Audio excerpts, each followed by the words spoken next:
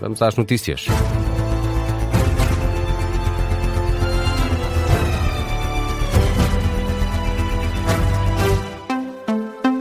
Jornal das 3, na Rádio Observador, com o Miguel Videira. Miguel, o PS acaba de pedir a demissão da Ministra da Saúde. É esse o pedido feito em nome do Partido Socialista pela deputada Mariana Vieira da Silva. Seguimos de imediato até ao Parlamento, ao encontro do jornalista do Observador, Miguel Viterbo Dias. Miguel, o que é que motiva este pedido de demissão?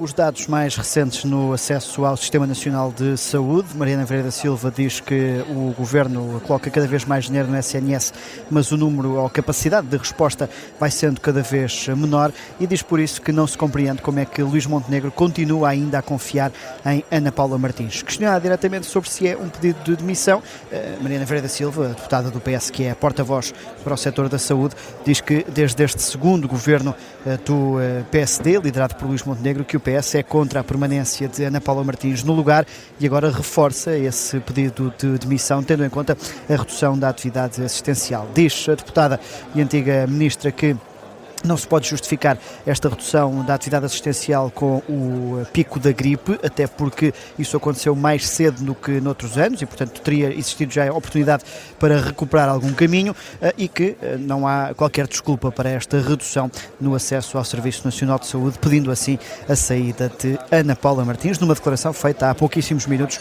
nos Espaços Perdidos da Assembleia da República. Aqui no Parlamento, que esta tarde vai receber um convidado especial, o Presidente da Assembleia da Ucrânia, esteve já esta manhã reunido com os partidos políticos, encontro ao qual faltou apenas o PCP, que também não vai marcar presença no arranque deste plenário. Isto porque o plenário desta tarde estava destinado apenas a declarações políticas, mas vai arrancar com uma intervenção do Presidente do Parlamento Ucraniano, com uma intervenção de Aguiar Branco e depois, então sim, a ordem do dia habitual. Ora, o PCP não marcará presença também neste arranque de sessão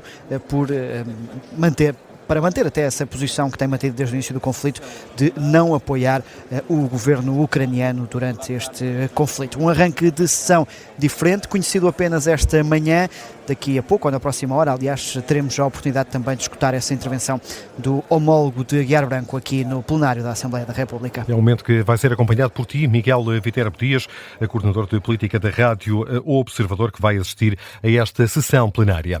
Ainda não se sabe se é ou não suficiente para a UGT, mas a CIP anunciou várias cedências à Confederação Sindical em nome de um acordo sobre alterações ao Código do Trabalho. O presidente da CIP, Armindo Monteiro, aceita, por exemplo, deixar cair a proposta que abria caminho a que um trabalhador despedido de forma ilegal pudesse não ser reintegrado na empresa, uma possibilidade já prevista no caso das microempresas e que se pretendia agora alargar, uma das propostas de alteração mais criticada pela UGT. Que esta medida, da maneira como ela foi apresentada, trouxe mentira e falta de rigor, mas repito, se esta medida é uma medida que está a servir de arma de arremesso de forma irresponsável, então a CIP também aceita a posição da UGT. Não se altere.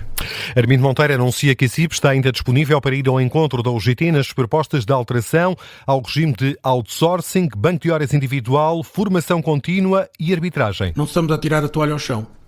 Nada disso. Estamos apenas a dizer que perante outras ameaças nós temos que assumir a nossa responsabilidade e a nossa coragem de vir aqui perante os portugueses e dizer assim, a nossa coragem e o nosso sentido de vigilância obriga-nos a tomar esta posição. Não é o tempo para brincarmos com coisas sérias. Armindo Monteiro volta ainda a criticar a forma como estas alterações, esta negociação em torno das alterações à lei do trabalho, tem sido apresentada no espaço público. É importante falar a verdade. Para a tranquilidade de todos os trabalhadores, é importante falar a verdade. Não deixem-me dizer, não somos os ayatollahs do despedimento. Não somos fundamentalistas. Nós somos claramente por uma paz social. É isso que diz Armindo Monteiro, o presidente da Confederação Empresarial Portuguesa, na véspera da reunião de concertação social, apresentada como decisiva para se determinar se sim ou não haverá acordo tripartido a juntar governo, patrões e sindicatos. Depois da suspensão de 1 hora, o coletivo de juízes do julgamento da Operação Marquês decidiu avançar com a sessão de audiência que estava agendada para esta quarta-feira. Foi suspensa a reboque da decisão do Tribunal Administrativo de Lisboa, que ia sair aceitou a providência cautelar interposta por José Sócrates contra a nomeação do advogado oficioso atribuído pela Ordem dos Advogados ao antigo primeiro-ministro. Uma hora depois, o coletivo presidido pela juíza Susana Seca invocou a ausência de informação oficial sobre a aceitação da providência cautelar para manter a realização da audiência de julgamento agendada para hoje. O presidente norte-americano voltou a ameaçar o Irão. Ou o regime iraniano aceita um acordo, ou os Estados Unidos retomam os bombardeamentos. É a publicação que Donald Trump faz nas redes sociais, poucas horas depois da indicação de que estaria para breve a celebração de um memorando de entendimento entre Estados Unidos e Irão para pôr fim à guerra. O site de informação Axios indica que o documento inclui o compromisso do Irão de suspender o enriquecimento de urânio por um período superior a 10 anos. Os Estados Unidos comprometem-se a levantar todas as sanções e descongelar ativos iranianos. Os dois países asseguram ainda a reabertura sem restrições do Estreito de Hormuz. Teherão diz que está a analisar a proposta. O presidente norte-americano Donald Trump faz esta ameaça. Ou o regime aceita este memorando de entendimento ou os bombardeamentos vão regressar. Falamos agora do antavírus, esse vírus que já provocou a morte de 3 pessoas que iam a bordo de um cruzeiro que está nesta altura a caminho de Tenerife. 3 casos suspeitos de terem contraído este vírus foram hoje retirados deste navio em Cabo Verde. Sim, estão agora a caminho dos Países Baixos, em 2 aviões ambulância. A informação é tentada pelo diretor-geral da Organização Mundial de Saúde, na rede social X. Entretanto, a OMS dá também conta de que subiu para 8 o número de casos de antivírus, número que inclui já as 3 mortes. Esta manhã, o presidente das Canárias recusou receber o cruzeiro, que deve chegar a Tenerife dentro de 3 dias, apesar da decisão ter sido tomada por acordo entre o Governo Central de Espanha e a Organização Mundial de Saúde. Ora, a Ministra da Saúde do Governo liderado por Pedro Sánchez já reagiu, diz que não vai entrar em debate e que o atual Governo já geriu muitas crises. Mónica Garcia adianta ainda que os passageiros e tripulantes estão atualmente assintomáticos, ou seja, sem sintomas. A FIFA alargou a suspensão de Prestiani para 6 jogos a nível internacional. Isto quer dizer que o argentino pode ficar de fora de alguns jogos do Mundial. A notícia foi confirmada à agência Lusa por um porta-voz da FIFA, em causa os insultos proferidos por Prestiani, dirigidos ao avançado brasileiro Vinícius Júnior, num jogo da Liga dos Campeões, em fevereiro, entre o Benfica e o Real Madrid.